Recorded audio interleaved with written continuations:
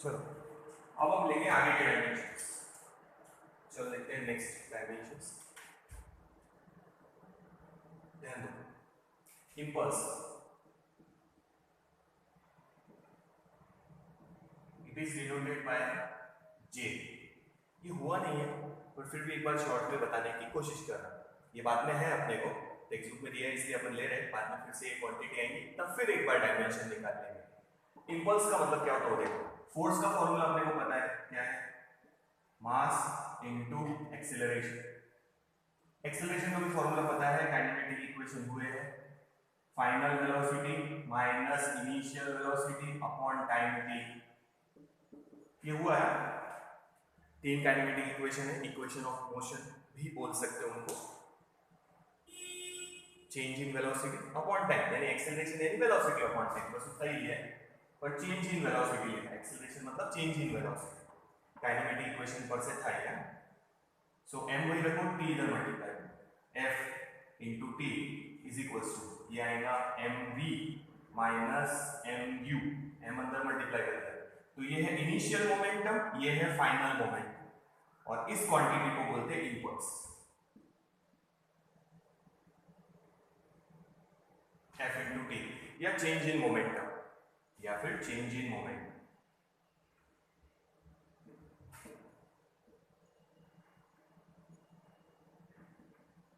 देखो दिख रहा है आपको, ठीक है, मोमेंटम नहीं है, शॉर्ट में लिख देते हैं, चलो चेंज इन मोमेंटम, ठीक है। तो ये है इम्पल्स। देखो जब फोर्स बहुत ही कम टाइम के लिए एक्ट होता और बहुत फास्ट चेंज होता from zero to maximum and maximum to zero, जैसे एग्जांपल है ये बैट और बॉल इसको आके स्ट्राइक होने वाला है, या वॉल दीवार में बोल सकते हैं, बॉल स्ट्राइक होके वापस जाएंगे, तो अभी टच होना बाकी है, तो फोर्स कितना है, जीरो। जैसे ही टच होगा बॉल दीवार को, ठीक है, जैसे ही बॉल दीवार को टच होगा, अभी टच होना बाकी है, जैसे ही टच होगा फोर्स जीरो से एकदम क्या हो जाएगा, मैक्सिमम, और फिर बाउंस होगा वापस, फिर मैक्सिमम से zero within a few millisecond, बोलो एक सेकेंड भी नहीं लगेगा, फटाक से वापस आ गया। तो ऐसे टाइम अपन फोर्स कैलकुलेट नहीं कर सकते कि बैट पे कितना फोर्स है क्या है, वो नहीं कैलकुलेट कर सकते, तो अपन कैलकुलेट कर सकते हैं चेंज इन मोमेंटम, यानी उसकी वेलोसिटी कितनी चेंज हुई, उसी को बोलते हैं इम्पल्स। जैसे गोल्फ बॉल नीचे रखा है, क्लब लाए, वो स्टिक लाए, जोर से मारा, इनिशियल वेलोसिटी जीरो थी, वेलोसिटी चेंज हो गई, तो इसमें डालेंगे तो इम्पल्स मिल जाएगा, यानी इफेक्ट ऑफ फोर्स कि कितनी वेलोसिटी चेंज किया है वो पता चल जाएगा। तो जहां फोर्स कैलकुलेट नहीं कर सकते वहां अपन उसका इफेक्ट कैलकुलेट करते हैं। तो किसी भी बॉडी पे जब फोर्स लगाते हैं तो उसका इफेक्ट क्या होता है कि उसकी वेलोसिटी चेंज होती, वेलोसिटी चेंज होती मतलब क्या चेंज होता, मोमेंटम, तो कितना मोमेंटम चेंज हुआ है उसी को बोलते हैं इम्पल्स। तो मोमेंटम के डायमेंशन निकाले हैं मास इनटू वेलोसिटी के, वही डायमेंशन इसके भी आए, ठीक है। तो ये बातें डिटेल में है, एक बार शॉर्ट में समझाया है कि when the force is acting for a very small interval of time, we can not calculate the force, अपन फोर्स कैलकुलेट नहीं कर सकते, पर अपन उस फोर्स का इफेक्ट कैलकुलेट कर सकते हैं, और इफेक्ट क्या है, चेंज इन वेलोसिटी या चेंज इन मोमेंटम। आप किसी भी बॉडी पे फोर्स लगाएंगे तो उसकी वेलोसिटी चेंज होगी। आपने बॉल आया कैच कर लिया, वेलोसिटी चेंज हुई जीरो, आपने बॉल हाथ में है, जीरो वेलोसिटी थ्रो किया, क्या चेंज हुई, वेलोसिटी। तो जब भी आप फोर्स लगाते तो वेलोसिटी चेंज होती, तो चेंज इन वेलोसिटी या चेंज इन मोमेंटम कैलकुलेट कौन करेगा, इम्पल्स। तो मोमेंटम की ही डायमेंशन आएंगे, क्योंकि फॉर्मूले में देखो क्या है, mv, ये भी है ये भी है, ठीक है, तो देखना है। तो ये हुआ नहीं, बाद में डिटेल में है, अपने कुछ एग्जांपल्स के साथ है, तब देखेंगे अपन, अभी तो सिर्फ डायमेंशन निकालते हैं इम्पल्स। हाँ, impulse j is equals to क्या बताया था, f इंटू टी या चेंज इन मोमेंटम, पर अभी ये dimensions of impulse is equals to dimensions of force into dimensions of time. हाँ, फोर्स के डायमेंशन क्या थे, m1 लिस्ट सामने, l1 t माइनस 2, ठीक है।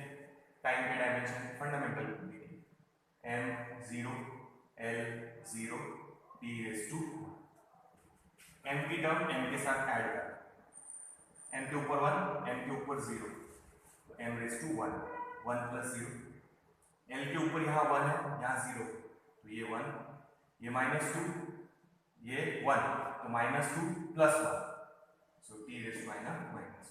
यही डायमेंशंस लीनियर मोमेंटम के भी आए थे। तो अभी मैंने वही बोला फोर्स कितना लगाया है वो कैलकुलेट नहीं कर सकते, तो अपन उसका इफेक्ट कैलकुलेट कर सकते हैं। और इफेक्ट क्या होता है? चेंज इन वेलोसिटी या चेंज इन मोमेंटम, उसी को नाम दिया है इम्पल्स। तो चेंज इन मोमेंटम और मोमेंटम के डायरेक्ट डायमेंशंस क्या रहेंगे? सेम। तो देखो जो लीनियर मोमेंटम के डायरेक्ट डायमेंशन निकाले थे ये वाले फॉर्मूले से, और ये वाले डायमेंशन दोनों सेम, ठीक है। तो मास का यूनिट kg, लेंथ का यूनिट याद देना मीटर, 1 in, टाइम का second raise to minus. So these are the dimensions of impulse. देखो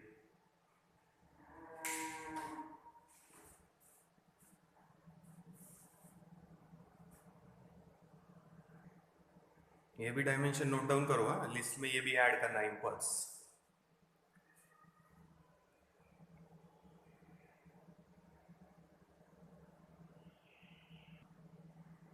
अब देखो डायमेंशन थोड़ा चेंज करेंगे, एक और टर्म ऐड करेंगे। पहले क्या लिया था? मास, लेंथ और टाइम। अब एक और फंडामेंटल क्वांटिटी ऐड करेंगे, करंट, ठीक है ना। सबसे पहले उसका लिखते हैं करंट।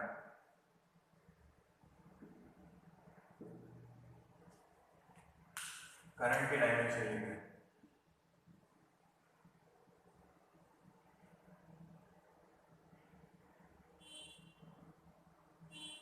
ठीक है।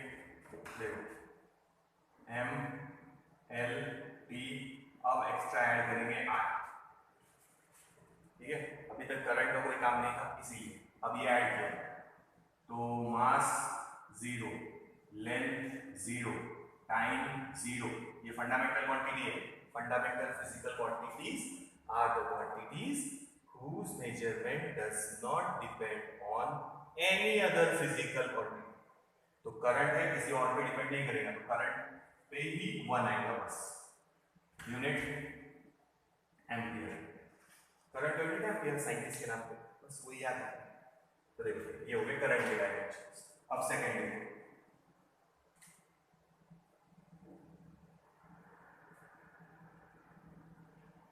चार्ज के डायमेंशन निकाल रहे हैं। क्या के डायमेंशन निकाल रहे हैं? चार्ज। इसके लिए फॉर्मूला मालूम होना चाहिए, तुम लोगों ने पढ़ा है ना, करंट, इलेक्ट्रिसिटी, इलेक्ट्रिक स्पार्क वगैरह पढ़ने को बोला तो ओम्स लॉ वगैरह, उन्हीं का यूज करना है। देखो करंट की डेफिनेशन है चार्ज अपॉन टाइम, यानी rate of flow of charge, rate of flow of charge, ठीक है। I equals to Q upon D। It implies Q will be equal to I into T, I into T, I मतलब current और T मतलब time. तो dimensions of charge ये यहां से लिखना है, dimensions of charge is equals to dimensions of current into dimensions of time. पर डायरेक्ट लिख रहे हैं M L T and I। मास नहीं है, लेंथ भी नहीं है फॉर्मूले में, टाइम है ये देखो तो यहाँ 1 कर दो, करंट है तो यहाँ 1। These are the dimensions of charge and these are the dimensions of current। और लेते उसको आगे बचे हुए, ठीक है। तो देखो I और T, ये I और ये T, टाइम और करंट। कुछ जगह I की जगह A भी लिखो, तो ऐसे भी डायमेंशन चलते हो, रॉन्ग नहीं हो भी। M0 L0 T1 A race to 1, इसको ऐसे भी लिख सकते। तो कहीं कहीं A लिखा है, कहीं कहीं I लिखा है, तो अभी फिलहाल अपन I लेके ही सॉल्व करेंगे, और A भी लिखा हुआ रहा तो चलेगा। देखो so these are the dimensions of current, these are the dimensions of charge। Unit लिखते हैं, करंट का टाइम का सेकंड, करंट का एम्पियर, इधर लिख रहा यहाँ देखना, एम्पियर करंट का और टाइम का सेकंड, AS या साइंटिस्ट के नाम पे है अपन जो लिखते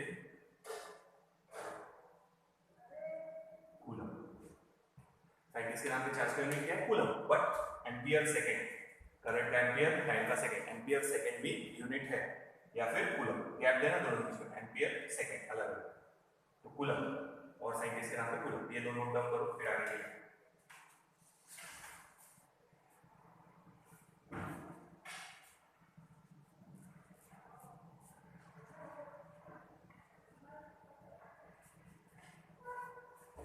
चला गया लाइट में, नीचे लिखो करंट का यूनिट,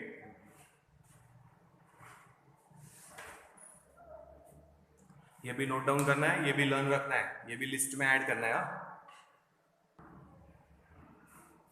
देखो काय के डायमेंशन हो गए, करंट के डायमेंशन हो गए और चार्ज के डायमेंशन हो गए, ठीक है।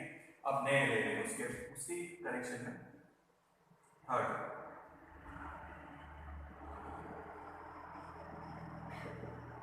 Potential difference.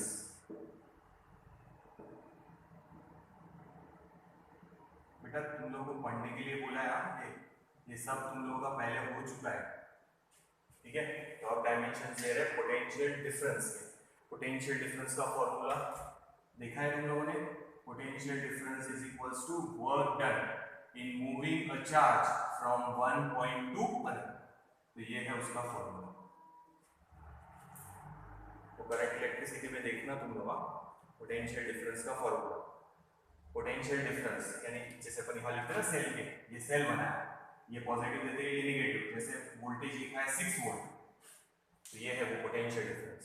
चार्ज जब मूव करेगा तो वर्क होगा इन मूविंग अ चार्ज, तो ये एनर्जी सप्लाई करेगा उसको सेल, ठीक है। तो देखना एक बार, potential difference is defined as work done in moving a charge from one point to another, वो घुमा के लाना है वापस, ठीक है।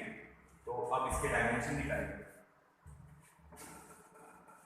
दोनों के डायमेंशन पता है, वर्क के भी डायमेंशन पता है, चार्ज के भी डायमेंशन पता है, चार्ज का भी इसके पहले निकाला, तो यही चेंज करते, dimensions of potential, dimensions of work, dimensions of charge. हाँ डायमेंशंस ऑफ वर्क लिखो, लिस्ट में देखो वर्क के डायमेंशन क्या थे, m1 l2 t -2, ठीक है, इतना ही लिखा था। पर देखो एक बार नीचे का लिखे, चार्ज क्या है, चार्ज के डायमेंशन देखो लिस्ट में, m0 अभी निकाले हैं, l0 p⁻1 i⁻1। अब यहाँ i अपन m की टर्म को m के साथ सॉल्व करेंगे, l की टर्म को l के साथ, t की टर्म को t के साथ, पर यहाँ तो i है ही नहीं क्योंकि काम ही नहीं था, नहीं लिखा था, पर अब लिख लेंगे, कोई वैल्यू नहीं लिखना है, खाली सिर्फ ऐसा करना है i⁻0 नहीं है भाई i की वैल्यू, पर अभी सिर्फ लिखेंगे ताकि कंपैरिजन में इजी हो। देखो समझ में आया ना, तो वर्क के डायमेंशन वही है m1 l2 t-2,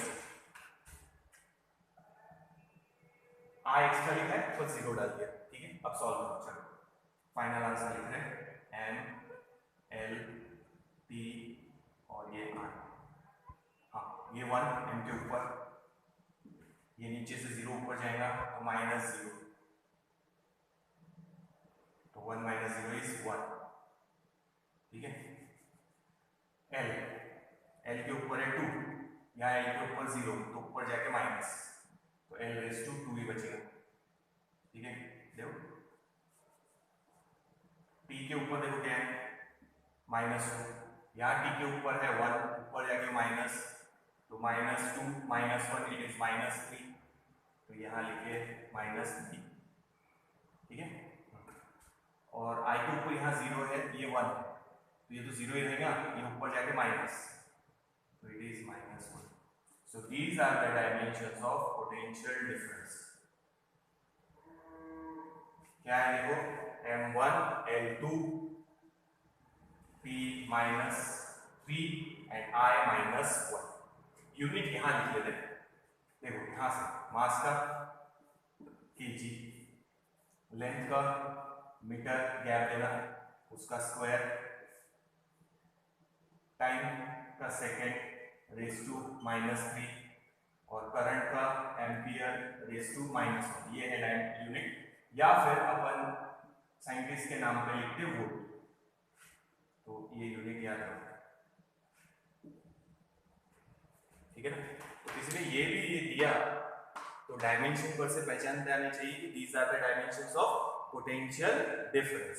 देखो 1 2 -3 -1 1 2 -3 -1 kg के ऊपर 1 ये रहा, लेंथ के ऊपर 2 तो मीटर का स्क्वायर, टाइम के ऊपर -3 तो s⁻3, करंट का -1 तो एम्पियर रेज़ टू -1, या साइंटिस्ट के नाम पे वोल्ट, या ये भी लिख सकते हैं वर्क का जूल, चार्ज का कूलम, तो दूसरा यूनिट जूल अपॉन कूलम भी है, तो ये सब यूनिट याद रखना। ये हो गए डायमेंशंस ऑफ पोटेंशियल डिफरेंस। देखो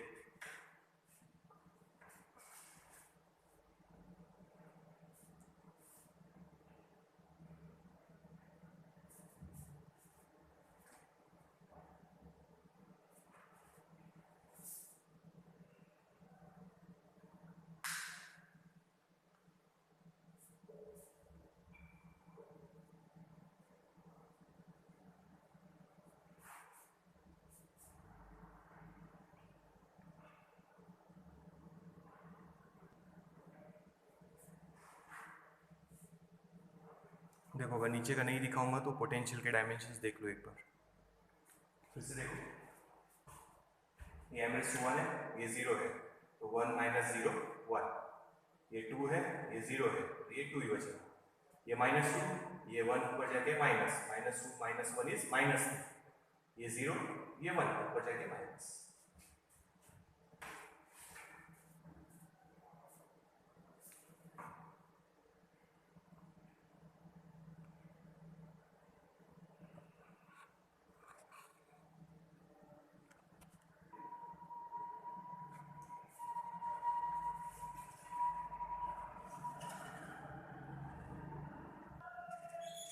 अब देखो आगे के डायमेंशन लेंगे, अब लेंगे पोटेंशियल डिफरेंस हो गया, अब लेंगे रेजिस्टेंस।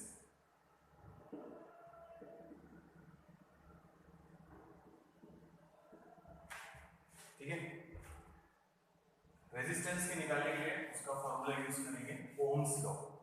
क्या था? V = IR।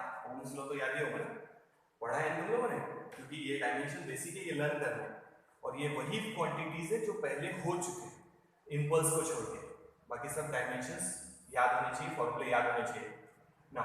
R के डायमेंशन निकालना है, सो R = V/I। V is the potential, ना वेलोसिटी नहीं है अभी, V potential difference, I is the current, and V is potential difference, I is current and R is the resistance, जिसके dimension निकालने हैं। सो यही चेंज करते हैं, dimensions of resistance = dimensions of potential, dimensions of current.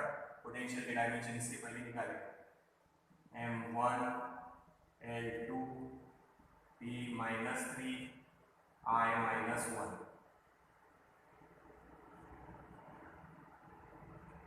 देख लो एक बार, अभी जैसे इसके पहले निकाले, ठीक है। पोटेंशियल के डायमेंशन, करंट के dimension M0 L0 P0 I⁻1। अब देखो फाइनल आंसर लिख रहे हैं M L P and I। चलो M के ऊपर 1, यहाँ तो 0 है तो चेंज होगा ही नहीं, वो 1 ही बचेगा। यहाँ 2 है तो ऊपर जाके 0 माइनस भी हो गया तो भी 2 ही बचेगा। ये -3 है, ये 0 है तो ये -3 ही बचेगा। अब ये देखो, ये यहाँ नीचे क्या है 1, ऊपर क्या है -1, तो I के ऊपर है -1, ये नीचे वाला 1 जाके ऊपर माइनस, डिनोमिनेटर में ना लॉस ऑफ इंडाइसेस, ऊपर जाके माइनस, तो ये हो जाएगा -2, I⁻²। So these are the dimensions of resistance। देखो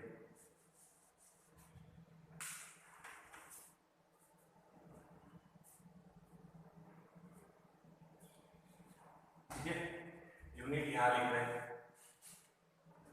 यूनिट मास का केजी, लेंथ का क्या देना मीटर स्क्वायर, टाइम का सेकेंड रेज़ टू -3, करंट का एम्पियर रेज़ टू -2। या फिर साइंटिस्ट के नाम पे अपन लिखते ओहम, ये सिंबल है उसका, तो ये यूनिट याद रखो। ठीक है, ये डायमेंशन हो गए रेजिस्टेंस के M1 L2।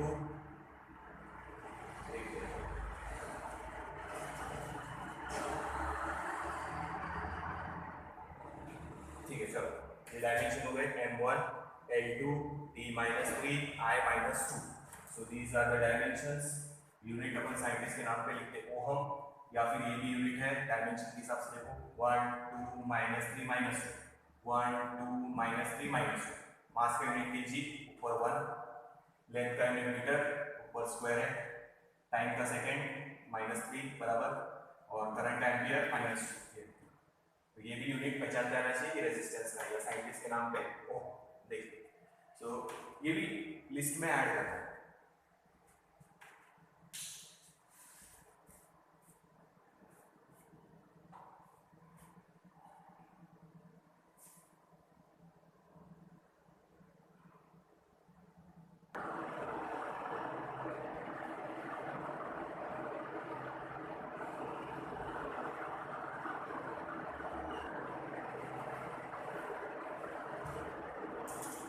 अब देखो, बेसिक डायमेंशंस कंप्लीट हो चुके हैं। बेसिक डायमेंशंस कंप्लीट हो गए। अब तुम लोग को एक काम करना है, होमवर्क है, लिस्ट बनाना है। कैसे बनाना है बताओ। सबसे पहले लिखे मास, उसके डायमेंशन लिखो M1 L0 T0 और यूनिट लिखो kg। सेकेंड लेंथ, डायमेंशन लिखो M0 L1 T0, यूनिट लिखो, जो यूनिट अपन ने मेंशन किया है हर जगह पे, unit metre. Second third time के dimensions M0 L0 T1, time का यूनिट सेकेंड। फिर एरिया के लिए थे, एरिया के डायमेंशंस क्या थे, M0 L2 T0, यूनिट लिखा था मीटर स्क्वायर। ऐसी लिस्ट बनाना है। ठीक है, रजिस्टर के पेज पे लिखेंगे तो इधर ऐसा कॉलम बना लेना। एक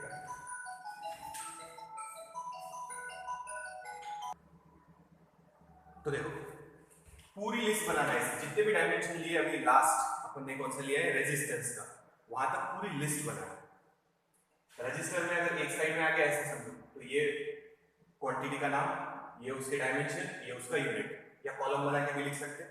और अगर आता होगा तो बाजू वाली साइड में भी लिख लेना, यानी जैसे ये पेज है अपना, तो आधे इधर आधे इधर ऐसे भी चल जाएगा। ठीक है, ये लिस्ट आपको सबको बनाना है। और ऐसे बनाओ, स्केच पेन से बना लो या अच्छे मार्कर पेन से बना लो, कि जहां आप पढ़ने बैठ रहे हैं ना, ये लिस्ट सामने रखना, पूरी जो बेसिक डायमेंशन है। क्योंकि इसके बाद अपन डायमेंशन की यूज लेंगे, और ये डायमेंशन अपने को 2 साल काम आएंगे। कोई भी नई क्वांटिटी जब डिफाइन करेंगे तो सबसे पहले उसके डायमेंशन फाइंड आउट करेंगे, और उनके डायमेंशन फाइंड आउट करने के लिए ये बेसिक डायमेंशन मालूम होने चाहिए। तो आपको होमवर्क है कि आप लिस्ट बनाएंगे, अच्छे से बनाओ, ताकि आप जहां बैठे वहां उसको पेस्ट कर सको। उसका फोटो खींचो, या कैम स्कैन होगा तो स्कैन कर लो, पीडीएफ में रहा तो अच्छा ही है। ग्रुप में मत डालना। मेरा जो पर्सनल व्हाट्सएप नंबर है उस पर आप लोगों ने हर एक ने वो लिस्ट का फोटो मैसेज करना है, फोटो अपलोड कर देना मेरे व्हाट्सएप नंबर पे। इसमें मत करना ग्रुप में गुड मॉर्निंग गुड इवनिंग कुछ मत डालो। डिफिकल्टी भी रही तो मेरे नंबर जो आपको पता है व्हाट्सएप नंबर, उस पर डालना है। ठीक है, या ग्रुप में है ही मेरा नंबर, तो पर्सनल ग्रुप में नहीं डालना, पर्सनल में जो भी डिफिकल्टी है वो भी उसमें डालना।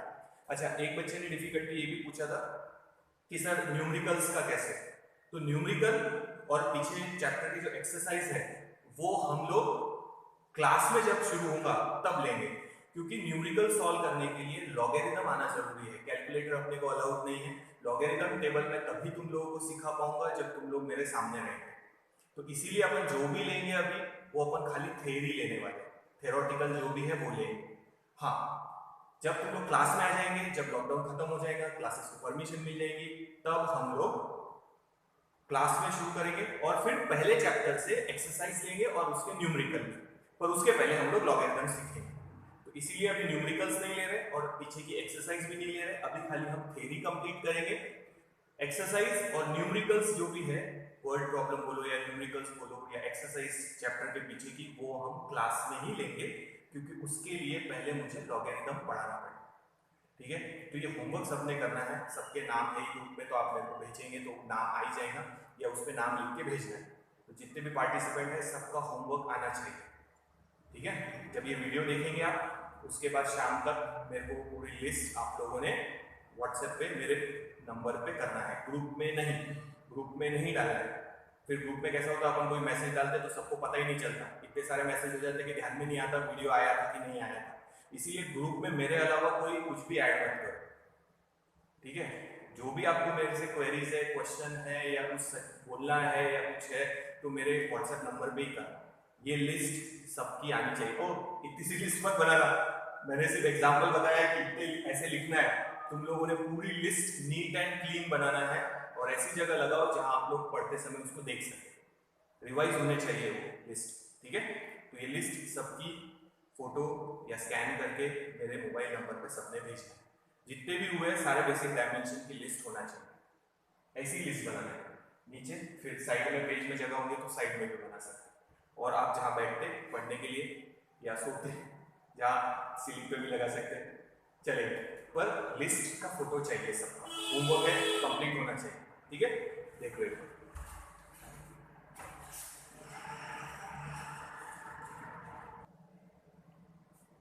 अब देखो, एक तो एग्जांपल ले लेते हैं कि डायमेंशन कैसे निकालेंगे। बात में एग्जांपल ले लेते, ये बेसिक डायमेंशन नहीं है, ये लर्न करने की जरूरत नहीं है। ठीक है, ये लिस्ट में ऐड नहीं करना, ये जस्ट एग्जांपल के लिए ले रहे हैं। पहला एग्जांपल ये हो चुका है आप लोगों का फॉर्मूला, पर इसके डायमेंशन लर्न नहीं करना है। R = रो L/A। सो R उसमें है रेजिस्टेंस, L है लेंथ ऑफ द कंडक्टर, ये हो चुका है आप लोगों का। A is the area of cross section और rho is specific resistance. Specific resistance या उसको दूसरा नाम है रेजिस्टिविटी। तो ये हो चुका है।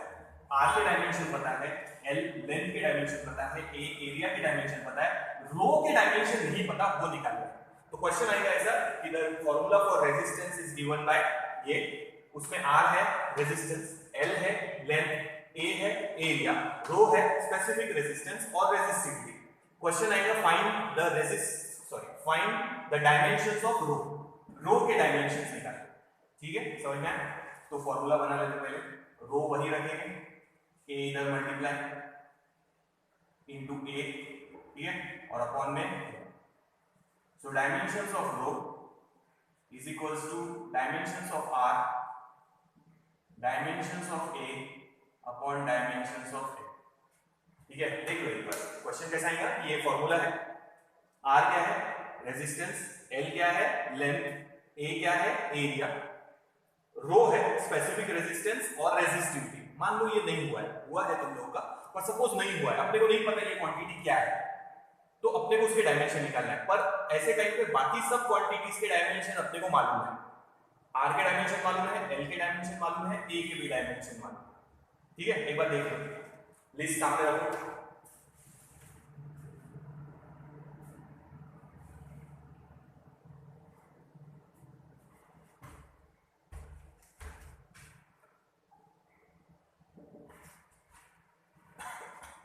ठीक है, अब सॉल्व कर रहे हैं हम लोग।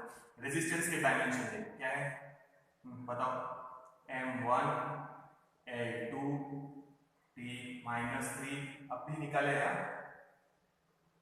And I-2। ये क्या है एरिया, एरिया के डायमेंशंस देखो M0 L2 T0। अब यहाँ I लिखा है, यहाँ पे भी लिख रहे हैं, जीरो ही डालेंगे, एरिया के डायमेंशन वही थे M0 L2 T0, I नहीं था जीरो लिख दिए। ठीक है, और अपॉन में हाँ लेंथ के dimensions M0 L1 T0, I भी लिख रहे हैं जीरो, तो अपन ने ये भी लिखे थे, I जीरो डाल रहा है क्योंकि यहाँ लिखा है तो सब जगह होना चाहिए इसके जीरो जीरो डाल दिया। अब फाइनल आंसर लिख रहे हैं M L, T और I। ठीक है, दिख रहा है? देखो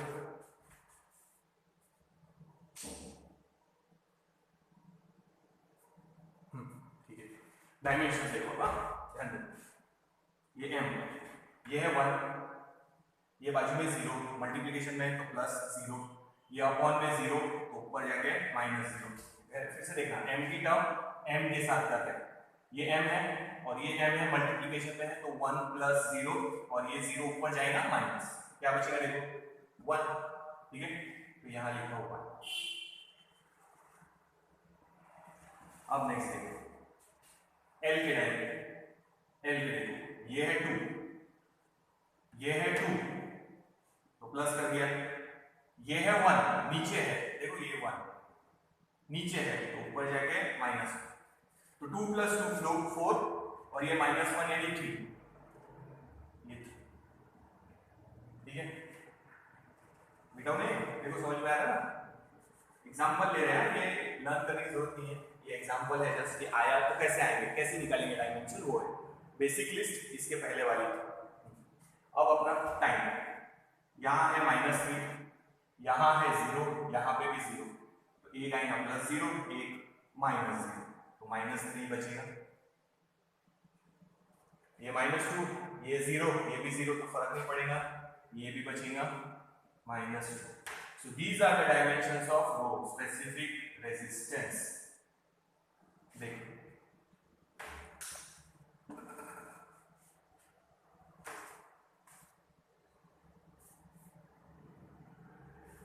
ठीक है, तो ऐसे एग्जांपल आएंगे कि डायमेंशंस फॉर्मूला दे देंगे, बोलेंगे डायमेंशन निकालो, या आगे अपन ऐसे यूज करेंगे जहां अपने पास फॉर्मूला है, नई क्वांटिटी के डायमेंशन ऐसे ही निकालेंगे, यूनिट भी लिखेंगे साथ में, ये मीटर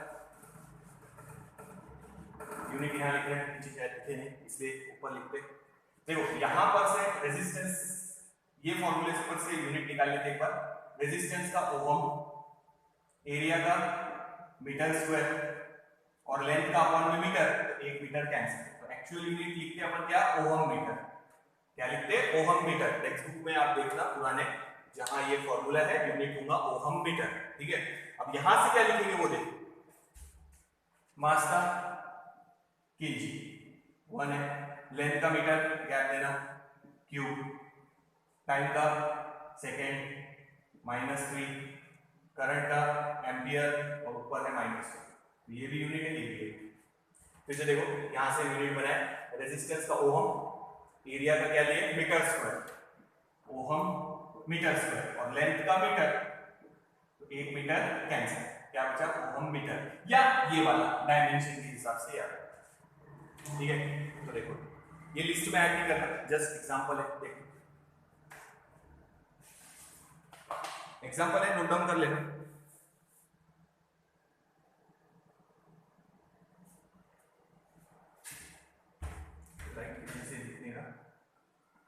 फिर से वो लिख देना, ओहम मीटर, ओहम मीटर।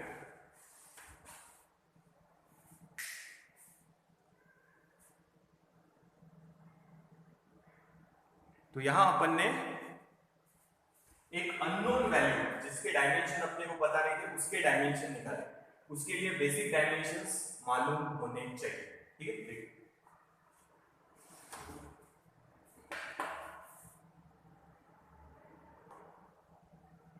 अब नेक्स्ट एक एग्जांपल ले, सपोज इक्वेशन लिख लेते पहले, F = B Q V।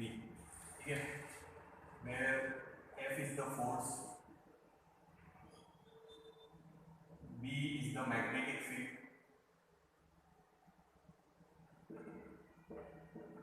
B is the magnetic field, V is the velocity, potential नहीं है हम इसलिए मेंशन कर रहा हूं वहां पे, V is the velocity और Q is the charge।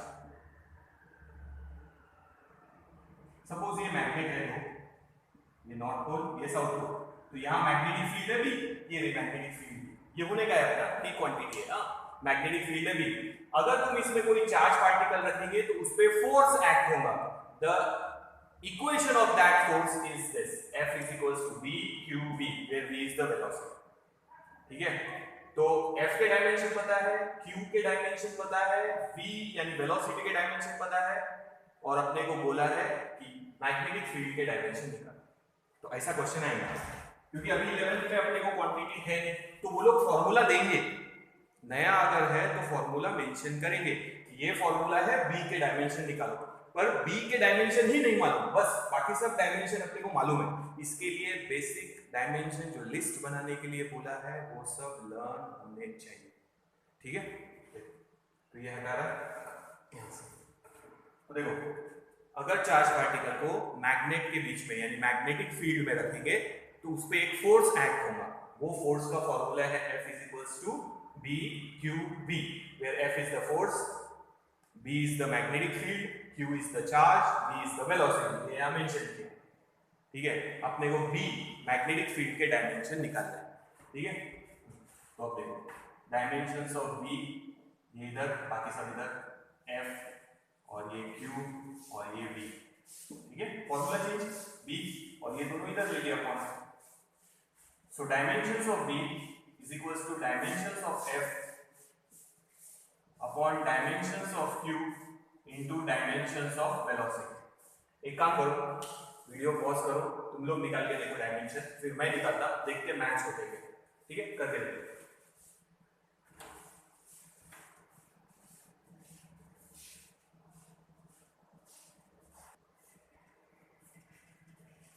ठीक है, निकली क्या? देखो फटाक से करो कोशिश, ठीक है।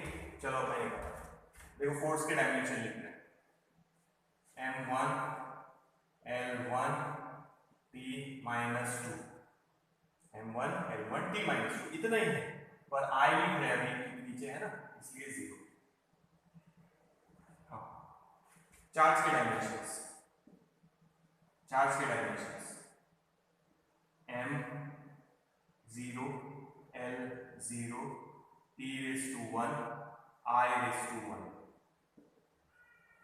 वेलोसिटी के dimensions M0 L1 T minus 1, इतना ही है, ठीक है। पर I सब जगह लिखा है, यहाँ पे भी लिख लेते हैं I के ऊपर 0, ठीक है। तो ये तो वैसे ही लिख लेते पहले ऊपर वाला, M1 L1 T minus 2 I raise to 0, upon वाला सॉल्व कर लेते पहले, ये 0 है, ये 0 है, तो 0 ही रहेगा, ये 0 है, ये 1 है, तो अभी मल्टीप्लिकेशन नहीं है, 0 ये 1, तो L रेज़ टू 1, ये T 1, ये T माइनस 1, तो T रेज़ टू 0, ये T रे के ऊपर 1 है देखो, और यहाँ T के ऊपर माइनस 1, 1 माइनस 1 0, और ये 1 है, ये 0 है, तो I के ऊपर 1। तो ये दोनों नीचे के नीचे पहले सिंप्लीफाई करो, यहाँ तक देखो, नीचे वाला लिखा देखो,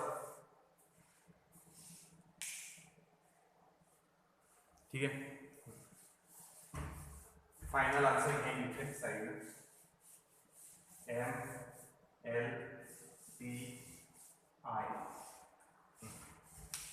ये 1 ये 0, तो 0 है, लिख लेते चलो, M के ऊपर 1 है, M की टर्म M के साथ, ये 0 है, ऊपर जाके माइनस, तो 1 माइनस 0 इज 1, L के ऊपर देखो, यहाँ है 1, यहाँ है 1, तो 1 माइनस 1 अपॉन में ना ऊपर जाके माइनस 0,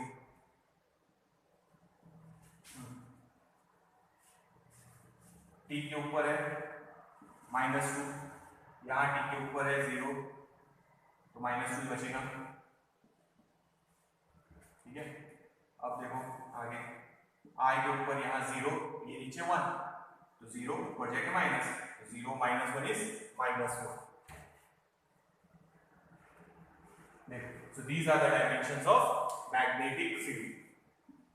ये शायद टेक्स्ट बुक में भी है एक्सरसाइज में, तो यहाँ Q की जगह E लिखा है, E मतलब चार्ज वाला इलेक्ट्रॉन, तो वही है, डायमेंशन ये है, ठीक है। देखो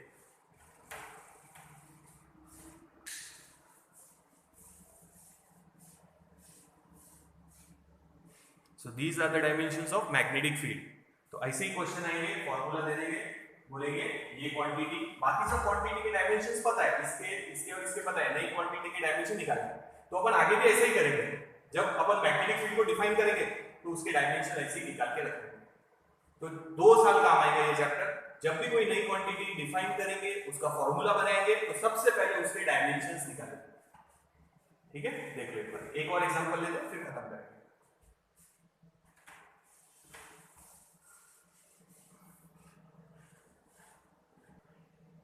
अब देखो आगे एक और एग्जांपल ले लेते हैं।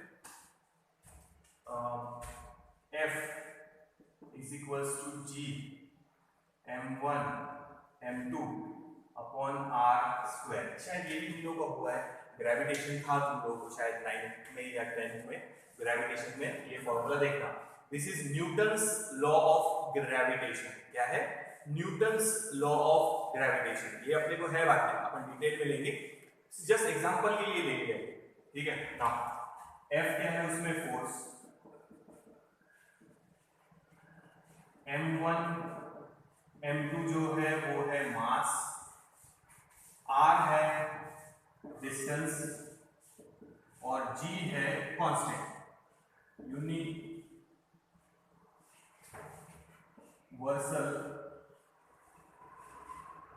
Gravitational constant. Universal gravitational constant नीचे लिखिए।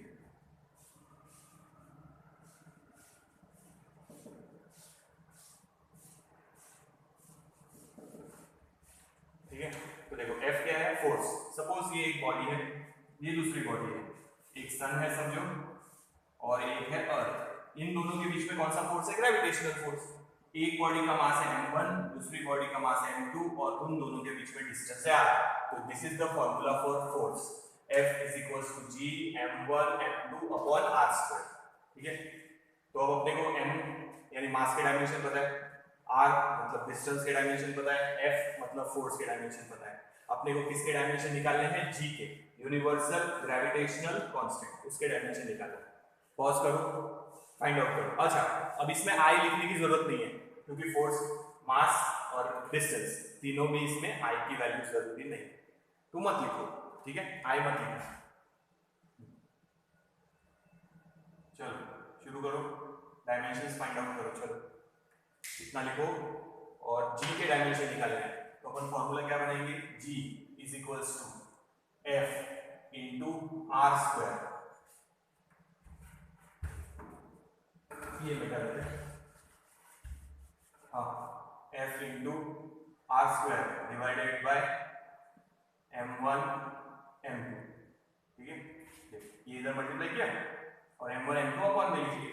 तो this is dimensions of force, ये हो गए डायमेंशंस ऑफ डिस्टेंस, उसका स्क्वायर, नीचे dimensions of mass m1, dimensions of mass m2। तो F इंटू R स्क्वायर, ये m1 m2 m1 m2 करो। चलो डायमेंशंस फाइंड आउट करो। चलो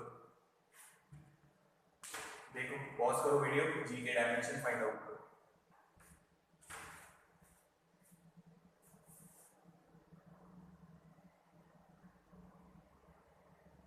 चलो ओपन फाइंड आउट करेंगे, देखना मैच होते क्या।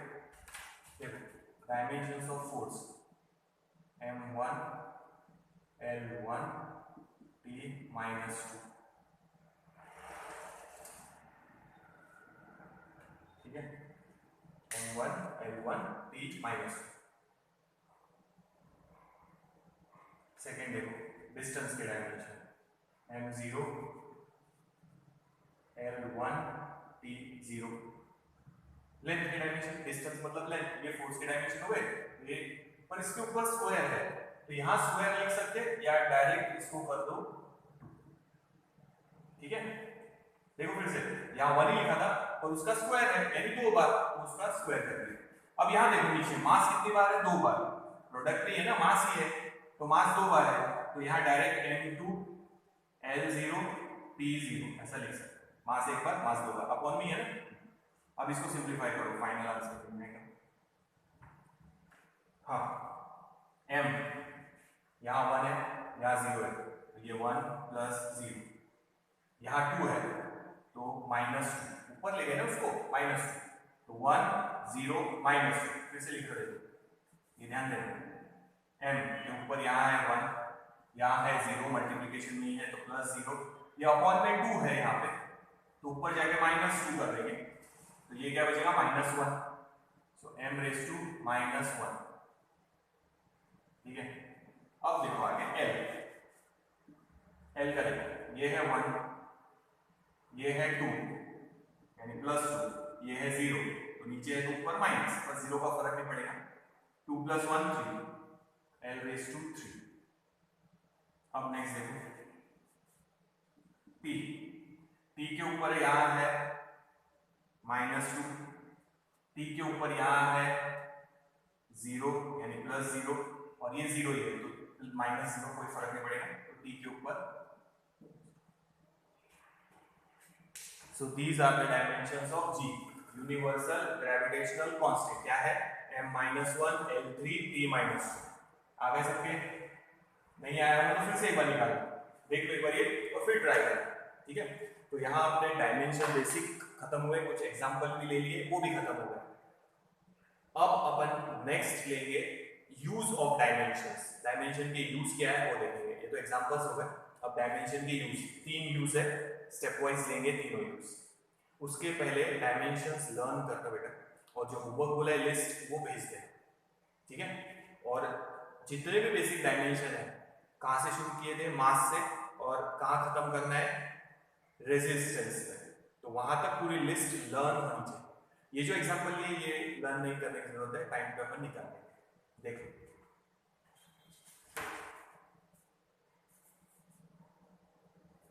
अच्छा यूनिट रहेगा, यूनिट लिख सकते हैं मास का kg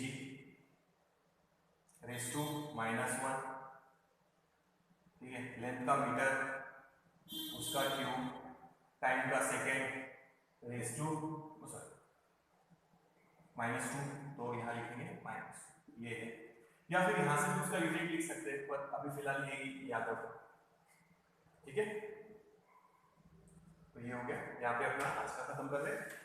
अगले इसमें यूज ऑफ डायमेंशन लेंगे, उसके पहले बेसिक डायमेंशन सबने लर्न करके रखना है और लिस्ट भेज देना सबने।